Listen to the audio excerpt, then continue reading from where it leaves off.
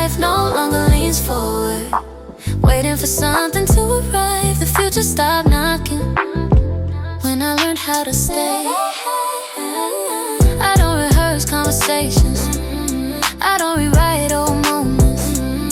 My past folded itself neatly and let me close the drawer. Even my reflection softened, like it finally trusts me. I move through the world without leaving fingerprints. No, I'm not chasing a feeling, it stays where I put it. I don't guard my peace, it recognizes me. This is peace and happiness, unannounced instead.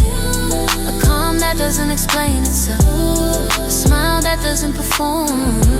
This is peace and happiness, the kind that doesn't echo. A settled soul with no urgency, a life that fits in my hands.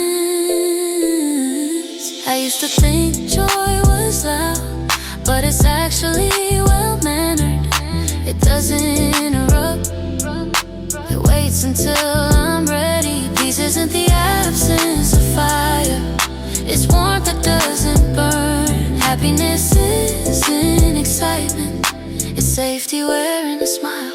This is peace and happiness, nothing borrowed, nothing old.